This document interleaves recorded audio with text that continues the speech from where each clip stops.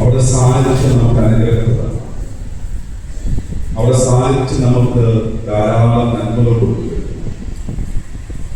Elizabeth സന്ദർശിച്ചപ്പോൾ പരിശുദ്ധാത്മാവിനാൽ എലിസബത്തും മുതലത്തെ ശിഷ്യരും പൂരിതരായെങ്കിൽ ഈ അമ്മയുടെ സാന്നിധ്യം കൊണ്ട് നമ്മൾ പരിശുദ്ധാത്മാഭിഷേകം നിറയുന്ന സമയമാണ്.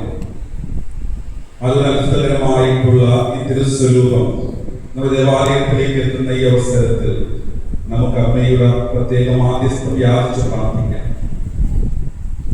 സ്നേഹമുള്ളവരെ, ഈ ദിവസം മുഴുവൻ നീണ്ടു നിൽക്കുന്ന ജപമാല പ്രാർത്ഥനയിൽ ഒരു ജപമാലയെങ്കിലും ഈ ദേവാലയത്തിൽ വന്ന അമ്മയുടെ മുന്നിലായിരുന്നുകൊണ്ട് ഓരോരുത്തരും പ്രാർത്ഥിക്കണം അഭ്യർത്ഥിക്കുകയാണ്. കുടുംബങ്ങളെ പ്രത്യേകം അമ്മയുടെ മുന്നിലേക്ക് സമർപ്പിച്ച് പ്രാർത്ഥിക്കാം.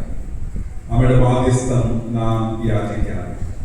ദൈവാനുഗ്രഹങ്ങൾ എല്ലാവർക്കും നേരുന്നു. 7 മണിയോടുകൂടി തന്നെ